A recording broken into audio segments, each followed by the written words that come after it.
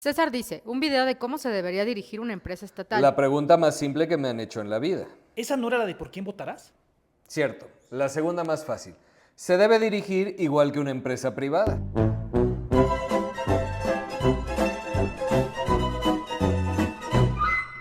Como con casi cualquier tema en la vida, los fanatismos no ayudan. Hay motivos relacionados con el respaldo de intereses económicos y estratégicos de un país, así como la provisión de bienes o servicios públicos cuando el mercado no puede ofrecerlos. Ve el video de fallas de mercado, de preferencia en YouTube, ahí está completo. Aunque ciertos filósofos libertarios digan que no existen. Pero Milei lo dijo en un contexto. Sí, fanático, en un contexto filosófico donde el mundo es perfecto.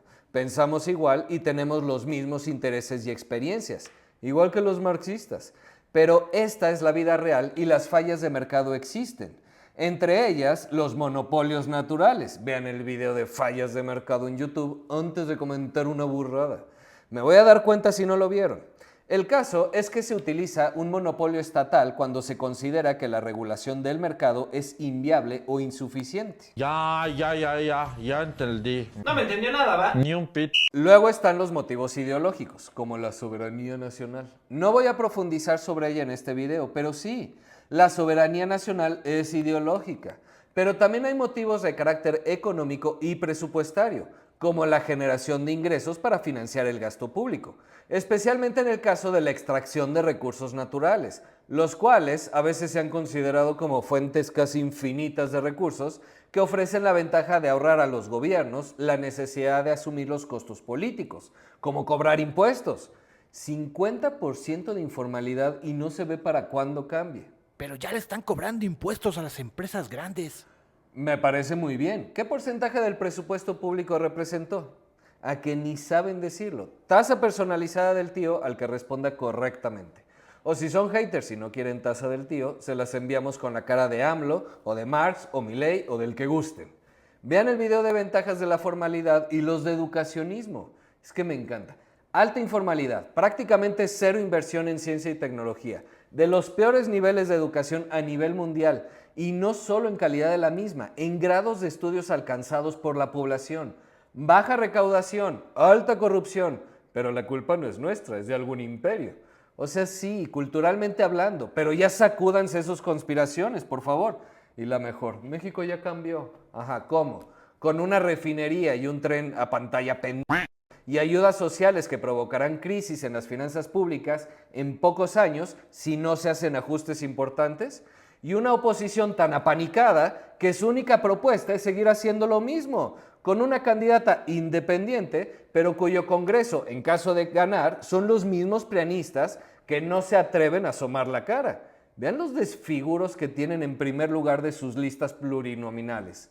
¿Un Mesías ya cambió el rumbo del país? Ajá. Somos un movimiento. Claro que sí, siempre es un movimiento dirigido por un caudillo que tiene que pagar a los que patrocinan el movimiento. En lugar de divagar, ¿por qué no mejor nos explicas por qué siempre fracasan las empresas estatales? ¿Quién dijo que fracasan? El 97% de los negocios y empresas privadas también fracasan, un porcentaje mucho más alto que las públicas. Si les da suficiente tiempo, será el 100%. ¿Cuántas empresas conoces con más de 100 años de existencia? Y aquí me encantan los fanatismos que usan mucho la lógica. No todo es negocio en la vida, una empresa estatal es para fomentar el desarrollo. Pues sí, energúmeno, pero estás confundiendo hospitales, escuelas, carreteras, puertos, vías de ferrocarril, no el tren, infraestructura en general, con una empresa. Son empresas, no institutos, como el Infonavit, que debe dar créditos accesibles y fomentar la construcción de vivienda, y casi no lo hace. O el IMSS, que debe dar seguridad social y salud, y lo hace muy, pues, ahí. O una secretaría, como la de Educación Pública, que bueno, que hay que decir. O la Secretaría de Comunicaciones y Transportes. La verdad, entre el Naim y el AIFA da igual, pero sí estaba más bonito el Naim y tenía más potencial, pero bueno, X. Una empresa, con mayor razón si es un monopolio como Pemex, debe ser rentable, muy rentable, súper rentable, para que puedas hacer todo lo anterior. ¿La quieres rescatar? Me parece muy bien, pero ¿cómo la estás rescatando? ¿Tomando decisiones ideológicas? La soberanía. Oiga, Presi, pero la soberanía nos va a hacer perder dinero. No importa. da votos y pagamos favores de la campaña. No somos iguales. Durante los gobiernos neoliberales nunca hicieron una obra como esta. El tema con Pemex es que participan demasiados actores en la toma de decisiones, desde los directivos, secretarías de Estado y el Poder Legislativo, lo que diluye la responsabilidad y dificulta la rendición de cuentas. En efecto, una empresa estatal, a diferencia de una privada, no enfrenta el riesgo de adquisición o quiebra como una estatal. Aunque una empresa estatal no sea rentable y acumule pérdidas, puede mantenerse mediante el acceso a financiamiento privilegiado. ¿Pero no fue el prianismo el que quebró a Pemex? Por supuesto, ¿quién lo pone en tela de juicio? Pero nos vamos a comer el marketing político completito de la 4T de que ya lo están rescatando y no despilfarrando recursos. Vean el video de Dos Bocas, por favor, y lean los comentarios. Los reto a encontrar un contraargumento que no hable de soberanía nacional, o sea, ideología, aunque en el mismo video se mencione cómo alcanzarla sin despilfarrar recursos. O sobre la barda de Calderón, cuando en el mismo video se habla del despilfarro prianista. Un solo comentario contraargumentando con números, matemáticas, datos. Nah, ¿para qué? ¿Para qué usar el cerebro si podemos fanatizarnos con cualquier cosa? Entre otras cosas, el problema radica en que cuando una empresa estatal es ineficiente, drena recursos públicos, que se dejan de usar para lo importante, como una refinería proyectada a costar $8,000 millones con una tasa interna de retorno del 13%, que acaba costando más de $20,000 millones y cayendo a tasas de retorno negativas, o sea, perdiendo dinero. Y otra vez, sobrinos, échenle coco. Es una empresa, no un instituto. Los argumentos de, pero da empleos, lleva desarrollo a una región, y ese tipo de cosas aplican para los institutos y secretarías antes mencionados, no para una empresa estatal. Y sus choros, pero subió el acero, subió 1 año, no 6. El 100% de la refinería no es acero, y en todo caso subió al doble, no al triple. En serio, ¿qué problema tenemos con las mates? ¿Ya con el chorito del acero los dejaron contentos con el sobrecosto? ¿Qué? Tenemos que tener claro que el tipo de propiedad público o privado no determina el éxito de una empresa, no sean fanáticos de cualquier cosa. En 1986, Nueva Zelanda implementó una reforma que estableció el principal objetivo de todas las empresas de propiedad estatal: operar como negocios exitosos, lo que significa ser rentables y eficientes, ser empleadores de calidad y demostrar un sentido de responsabilidad social al respetar los intereses de la comunidad en la que operan, adoptándose y promoviendo estos intereses cuando fuera posible. La reforma también estableció que las empresas debían ser autofinanciables y que debe existir una separación entre la gestión y el gobierno o Estado. Uy, los neozelandeses descubrieron el hilo negro. Establecieron que el Estado debía actuar como comprador de productos o servicios y no como proveedor, y que los contratos e incentivos debían estar ligados a resultados tangibles. ¿Se entiende la diferencia entre que el Estado, o sea, la nación en su conjunto, sea dueña de una empresa y que los políticos la operen? Ya, lo prometo. Si entre TikTok y YouTube, sobre todo YouTube que anda un poco floja la plataforma todavía, acabamos de abrir el canal, pero hay que echarle un montón. Pero bueno, el punto es que si se juntan 100 comentarios pidiéndolo, hago el comparativo. Equinor, la petrolera noruega, versus Pemex. Equinor sigue más o menos las mismas reglas que acabo de decirles de Nueva Zelanda. Esta visión tiene sentido, sin importar si eres libertario, marxista o un simple tibio, como la mayoría de los mortales. La propiedad del medio de producción es público, pero se gestiona como privado. ¿A poco no es lo mejor de dos mundos? Pero no solo no estamos avanzando en esa dirección, vamos en sentido contrario. Vean los videos de corrupción y las licitaciones directas. Que siga la corrupción, que siga la transformación. En el caso de Pemex, el Consejo de Administración está integrado por la Secretaría de Energía, la Secretaría de Hacienda. Como consejeros del gobierno federal figuran Semarnat, Economía y la CFE. Hola Bartlett. A estos súmenle 5 consejeros en teoría independientes, pero que al revisar sus currículos no notamos tal independencia. Entre ellos encontramos a un par de políticos de Tabasco, qué casualidad, y al hermano del secretario de la SEDATU, quien al menos posee más o menos experiencia en el ámbito energético, pero el otro ¿qué hace ahí? Ah, y hay una vacante para variar. ¿Qué tiene una empresa privada que no tiene Pemex? Al menos las buenas y exitosas primero desarrollan estrategias de largo plazo, incluyendo innovación constante y adaptación al entorno, orientadas al rendimiento. Que los recursos naturales sean de todos los mexicanos está muy bien. Sus beneficios nos los podemos repartir a través de cobrarle impuestos a la empresa y repartirlos según necesidades. Ya soné como filósofo gastronómico. Pero sobre las utilidades, no sobre los ingresos, sin importar si la empresa concesionada para la explotación de esos recursos es pública o privada. Pero si quieres que sea pública, el paso 1 es un gobierno corporativo que establezca estructuras y procesos con cargos, metas y planes transeccionales que garanticen la transparencia, ética y responsabilidad de toma de decisiones, separado del poder político, protegiendo así los intereses de los accionistas, como en una empresa privada. En este caso, los accionistas somos todos los mexicanos.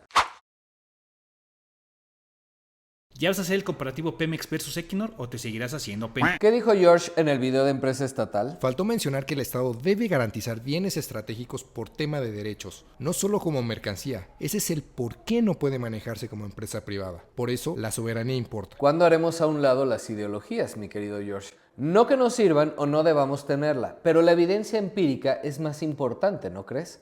Aclaremos el tema de soberanía primero porque, como les encanta envolverse en la bandera. Soberanía es un principio de autoridad suprema, la autoridad de un Estado para gobernarse a sí mismo sin interferencia externa y uno de los pilares fundamentales de la teoría del Estado en el derecho internacional.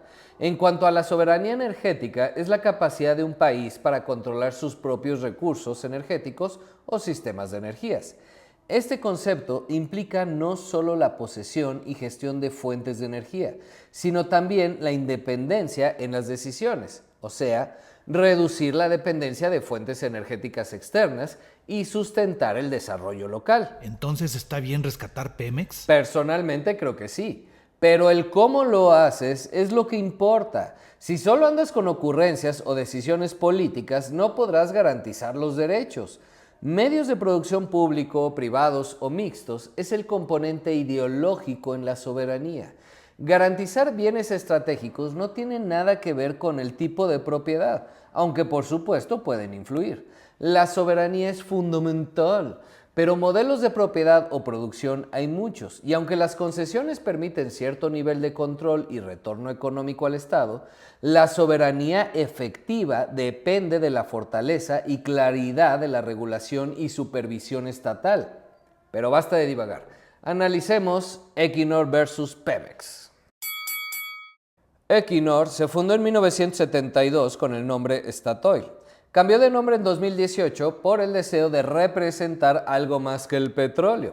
Igual que en México, en los 70 se descubrieron vastos recursos petroleros y gas, por lo que se creó esta empresa que se ha convertido en la principal proveedora de energía de Europa y pionera a nivel internacional en soluciones renovables. Equinor emplea a más de 23,000 personas y tiene operaciones en 30 países, incluyendo Brasil y Argentina. En México tenía, pero se salió. Pemex emplea a más de 120,000 personas con operaciones en 7 países, aunque no son como las de Equinor, que hace exploración, explotación y refinación. Salvo Estados Unidos, donde Pemex tiene una refinería, las actividades se limitan a promoción comercial. En 2001, Equinor se privatizó parcialmente, cotizando en la Bolsa de Valores de Oslo. El Estado conserva la mayoría de acciones, 67%. Pemex, pues salvo estafas que circulan en Facebook, no es posible comprar acciones. No caigan en esas estafas, por favor, sobrinos. Analicemos la estructura de gobernanza. Equinor cuenta con una junta general que se reúne una vez al año, que son todos los accionistas con derecho a presentar propuestas y a votar, incluso electrónicamente. Bajo la junta general está la asamblea corporativa. 2/3 partes de sus integrantes son elegidos por la junta general y 1/3 parte son empleados, igualito que en Pemex. Esta asamblea elige y supervisa al consejo de administración, sobre todo para inversiones de magnitud considerable, como hacer una nueva refinería, ve el video de Dos Bocas, o si habrá reorganización de operaciones que implique reubicar personal. El Consejo de Administración lo conforman 11 miembros electos por 2 años, propuestos por los accionistas más el director general o CEO. Cada uno de estos miembros dirige o participa en algún subcomité, como puede ser compensación y desarrollo ejecutivo, protección, seguridad y ética o el de auditoría. Algo interesante es que puedes entrar a esta página, no sé dónde la pongan, y ver su CV completo, saber si son parte de otros consejos de administración y de cuáles, quiénes son independientes o externos y quiénes representan intereses de Equinor. También tienen un comité de nominación independiente del Consejo de Administración que presenta recomendaciones a la Junta General. Los integrantes del comité de nominación son elegidos también por 2 años. Luego está el auditor externo, que es una firma independiente de Equinor elegida por la Junta General anual, junto con cuánto le van a pagar. Dato cultural, este auditor debe cumplir con todos los requisitos de la Bolsa de Valores de Noruega y de todas en la que esté listada. O sea, no puede ser tu cuate.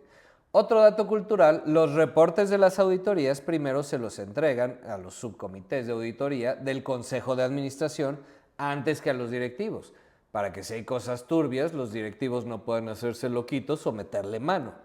Del CEO sabemos que tienen 56,000 acciones de Equinor. Suena muchas, pero literalmente hay millones de acciones. No tiene relación familiares dentro de Equinor y cuenta con una maestría en administración y otra en ingeniería, además de que ha trabajado en Equinor desde 1997. Ha sido vicepresidente de tecnología y perforación, de desarrollo y producción en Brasil, jefe de operaciones y jefe de compras, e inició como ingeniero petrolero. Datos culturales por aquello de la transparencia. Como ya dijimos, el CEO encabeza el Comité Ejecutivo Corporativo, integrado por otras 11 vicepresidencias, como la de Exploración y Producción Noruega e Internacional, Proyectos, Marketing, Renovables, Tecnología e Innovación, Jurídica, Comunicación, Recursos Humanos, y una que acá en México nos encanta brincarnos, Protección, Seguridad y Sustentabilidad. ¿Para qué quieren eso? ¿Y Pemex? Según la Ley de Petróleos, es dirigida y administrada por un Consejo de Administración y un Director General. Son 10 consejeros. El Secretario de Energía, que lo preside, o sea que además de ver Pemex, pues tiene otras chambitas. El titular de Hacienda, hola Rogelio, nos cae bien, pero ¿a qué hora va a ver Pemex? Como si sus sugars no le dejaran suficiente chamba. 3 consejeros son nombrados por el gobierno federal, o sea, el preciso. O sea, igual que los 2 anteriores. Economía, Medio Ambiente y CFE. Hola Bartlett, pero ¿en qué cabeza cabe? Bueno, más 5 independientes, designados por el Ejecutivo Federal, que tienen de independencia, bueno, y ratificados por el Senado. Aquí encontramos al hermano de la Sedatu, cuya experiencia en petróleo desconocemos. También está José Eduardo Beltrán, coincidencias de apellido aparte. Fue diputado federal, secretario particular de un gobernador de Tabasco, autor de los libros Petróleo y Desarrollo y El problema del alcoholismo en Tabasco.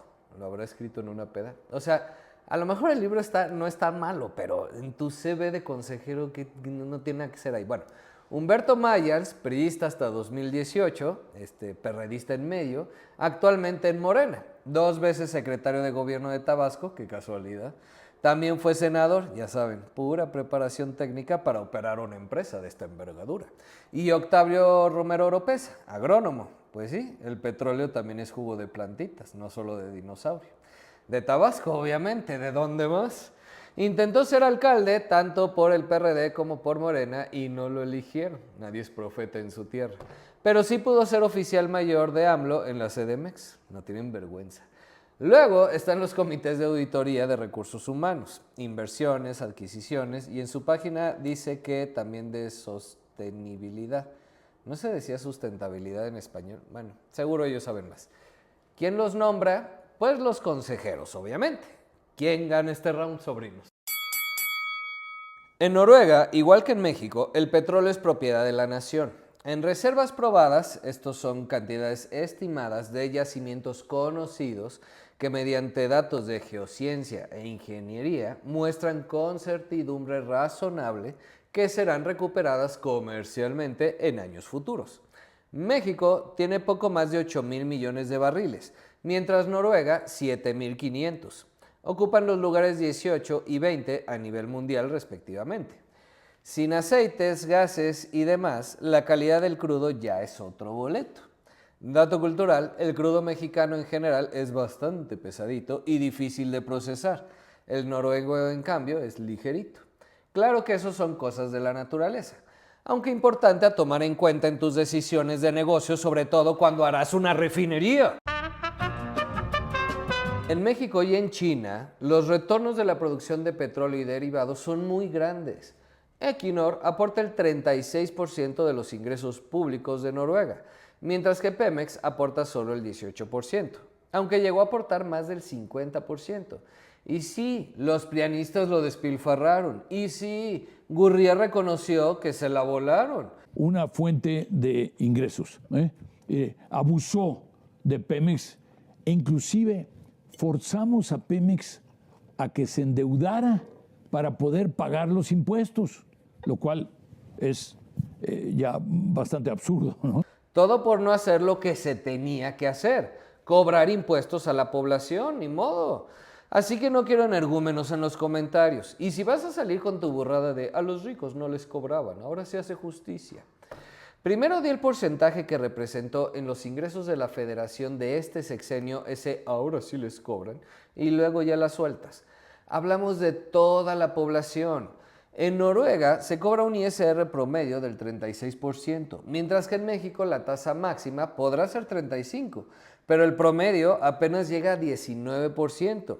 La informalidad, o sea, los que no pagan ISR, es del 51%, mientras en Noruega es del 5%. En IVA pagamos el 16%, con un montón de excepciones, y en Noruega del 25%, también con tasas reducidas del 15 y 8% para ciertos sectores, pero no cero. Luego están otros impuestos y excepciones, pero no se trata de eso el video. El punto es que en Noruega se paga mucho más impuestos que en México. ¿Por qué es relevante esto? Porque sin impuestos no hay redistribución de riqueza, subsidios a quien lo necesita, creación de infraestructura y estado de bienestar, que es lo que quiere nuestro buen amigo George, ¿no? Y lo que queremos todos. Yo no. Ya sé que tú no, filósofo libertario, pero ¿no le encantaba a Milei poner a Noruega como ejemplo de libertad económica? Puedes tener libertad económica, pero paga tus impuestos. Bien llevado es para beneficio de todos y el desarrollo de más personas. También son más clientes potenciales, si eso es lo único que te importa, soporta. El punto es que no se le carga a Equinor más de lo que puede dar y se le permite desarrollar adecuadamente. La petrolera noruega está sujeta a un impuesto especial adicional del 71.8%, pero sobre sus utilidades, mientras que una compañía de cualquier otro tipo paga 22%. Sí, los impuestos a las empresas son menores en Noruega que a las personas, esos malditos cerdos capitalistas. Hay buenas razones, pero no entenderían, mis queridos filósofos gastronómicos, tema de otro video. Además, están las licencias para los campos de petróleo y gas. La producción determina la proporción que pagan los inversionistas. El gobierno como inversionista paga su parte proporcional, así como recibe su parte proporcional de la licencia. Este ingreso es administrado por otra empresa estatal, Petoro. El portafolio se integra de intereses financieros en 175 licencias de producción, 43 campos productores y activos en 16 joint ventures o proyectos conjuntos. ¿Cómo? ¿Noruega tiene contratos con privados? Esos malditos neoliberales, ¿cómo se atreven? También están los dividendos que el gobierno recibe como cualquier otro accionista y la tarifa de área e impuestos ambientales. Es un impuesto al carbón que existe en Noruega desde 1991 y aplica a toda la combustión de gas, petróleo y diésel, así como a emisiones de CO2 y gas natural. 1991. Y nosotros haciendo refinerías cuando con ese dinero podríamos haber hecho, ya no voy a decir nada. ¿Y Pemex? Pemex paga el derecho de exploración de hidrocarburos, el derecho de extracción de hidrocarburos, el derecho por la utilidad compartida, que es el más grande representando el 60%, y el que le acaban de condonar para que pudiera pagar parte de su deuda y regalías. El tema no son los conceptos, sino que es a contentillo. Si necesito, lo subo. Si quiero rescatarla, lo condono. O sea, no hay reglas. ¿Qué se hace con los ingresos petroleros? Todos los ingresos gubernamentales de las actividades petroleras se transfieren al Fondo Global de Pensiones de Noruega. El fondo se estableció en 1990 para garantizar una perspectiva de largo plazo en el manejo de los ingresos, o sea, como lo que quiere hacer AMLO con Mexicana de Aviación y el Tren Maya. Excepto que esas empresas, mientras las sigan administrando políticos y a contentillo, nunca dejarán un peso. Les tengo que volver a poner la estructura corporativa de Equinor y el tren difícilmente dejará un peso de ganancia de todas formas. Es el problema de hacer proyectos sin estudios, nomás porque suenan bonito. Pero tema de otro video. Si quieren video específico del Tren Maya, déjenlo en comentarios. A finales de 2023, el valor de mercado del fondo era de 1.430 billones de dólares, más de 3 veces el PIB noruego y equivalente a $271,000 por persona, más de 4 millones de pesos. Si desde ese año se hubiese hecho algo similar en México, sería más o menos del mismo tamaño. No nos tocaría tanto, pues somos 130 millones de mexas contra poco más de 5 millones de noruegos. Pero de a 250,000 pesitos sí nos tocaba, algo es algo. La cosa es que el horizonte de inversión del fondo es de largo plazo. A más de uno, cuando dije 250,000, lo imaginé perfecto saboreando en qué se podría gastar ese dinero. Pues no, el fondo es administrado de tal forma que la riqueza del petróleo noruego beneficia a las futuras generaciones. Si quieres, junta o ahorra esos 250,000 pesos durante 40 años. A tu nieto sí le vas a resolver la vida o a tu hijo. A estas alturas, solo 50% del fondo proviene de transferencias petroleras. La otra mitad son las ganancias por las inversiones en renta fija, o sea, préstamos a empresas y otros países. Bienes raíces, edificios que se rentan en las principales ciudades, esos malditos especuladores. Infraestructura de energías renovables y nosotros haciendo refinerías. Es que me va a dar algo. A ver si les entra en la cabezota que la construimos 40 años tarde. Ahora llegaremos 40 años tarde a la próxima tecnología. Y no va a faltar el energúmeno. ¿Y por qué China está haciendo refinerías? Porque tiene capacidad de conversión, lo que Dos Bocas no, y no es vecino de Estados Unidos, ridículo. Pero eso nos lleva al ¿y si nos bloquean? ¿Eres un fanático religioso terrorista o un dictador que representa una amenaza a sus intereses? Eres su socio, su principal socio comercial. No te gusta, ya sé, y son remañosos. Pero es así, ese matrimonio no lo anula ni el Papa. A ellos tampoco les conviene pelearse contigo. No te canses, no lo van a entender y deja de divagar. Por una vez tienes razón, filósofo libertario. Sigo. Además de todo lo anterior, lo más interesante del Fondo Soberano Noruego son las acciones que posee. Tiene activos que representan el 1.5% de todas las acciones, de todas las empresas listadas en bolsas de valores de todo el mundo. O sea, tiene acciones de alrededor de 9,000 compañías en todo el mundo. Y los filósofos gastronómicos preocupados por BlackRock. Lo que es no tener idea o manipular flagrantemente para defender su ideología, la información. Sí, son 3 empresas los dueños del mundo, ¿no? Sí sabes eso, ¿no? BlackRock, Vanguard. BlackRock no es dueña, burro. Solo gestiona a nombre de los accionistas. Millones de personas, incluido tú, sí. Tu Afore es muy probable que gestione sus recursos a través de BlackRock. Es como decir que la compañía de traslado de valores es dueña de todo el efectivo que traslada. En México, el Fondo Soberano Noruego, que sí es dueño directo, o los 5 millones de noruegos, tiene acciones en 55 compañías, entre ellas Grupo México, hola Germán, Cemex, Bimbo, Banorte, Liverpool, o sea, todas las que cotizan en la bolsa mexicana, pues. Pero las inversiones en bolsa solo son una estafa, ¿no? Ponte a ahorrar para tu retiro en compañía de un buen asesor y no andes de filósofo gastronómico. Así serás dueño de los medios de producción, porque Pemex no lo va a hacer por ti, o haz lo que quieras ya.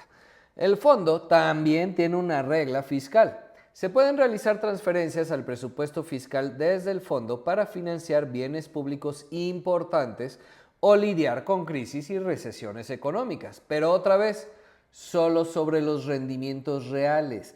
que rondan el 3%, o sea, 3% por arriba de la inflación. Y tú feliz con tu estafa piramidal que crees que te paga el 100% anual. Hasta que un día no lo haga y qué cara le vas a poner al primo que invitaste a invertir, que será quien pierda. El Fondo Soberano Noruego no le entra a Billions Trade Club o como se llame, Smart Plus o a la Flor de la Abundancia, porque no están regulados, pero tú feliz, criptoarbitraje y trading de alta frecuencia. Es que somos tontos. Bueno, la cosa es que no pueden tocar el capital, solo los rendimientos. ¿Y Pemex? El 95% del Fondo Mexicano del Petróleo, o sea, todos los ingresos petroleros, se van a gasto público. También hay un fondo que se llama Aportaciones a Reserva de Ahorro de Largo Plazo. Tiene cero. Sí, literalmente cero. No nos hagamos bolas, sobrinos. Como se dijo en el video de empresa estatal, una empresa pública debe dirigirse como una empresa privada, con sus consejos, nombramientos y todo lo demás independientes. Que la nación o el Estado ejerza como dueño o accionista y que por tanto a lo mejor dicte ciertos lineamientos, no significa que deba operarla y estar sujeta a los deseos o ideologías políticas del momento. Las funciones del Estado son otras: seguridad y defensa, impartición de justicia, legislación, protección social, por supuesto, que incluye la redistribución de riqueza, atención médica, vivienda, educación, fomento cultural y educativo. Todo eso requiere recursos y Pemex ha sido por más de 50 años el sustento de todo eso. Las universidades públicas que conocemos, los hospitales, carreteras y escuelas, en buena medida fueron creadas por los recursos petroleros. Decir que en el pasado no se hizo nada también es un absurdo y simplificación de la realidad. Pero en el camino, o desde antes, la corrupción y pésima planeación desvirtuaron todo. Sé que parece que con la nueva refinería se retoma el camino, pero no es así. Ve el video de Dos Bocas, sus respuestas y el de IEPS. Solo continúa el despilfarro y las malas decisiones, pero con mejor marketing político. De nada le sirve una refinería al país que no tendrá crudo para procesar, y aunque lo tuviera por medio de adquirir más deuda, dado lo que costó, difícilmente recuperará su inversión en menos de 30 años. Si en 3 décadas seguimos necesitando la misma cantidad de gasolina, pues algo estamos haciendo y seguiremos haciendo muy mal y peor, lamentablemente. Por eso, mejor ocúpate de tus finanzas personales, que esas Pemex, lamentablemente, porque podría, no las va a salvar.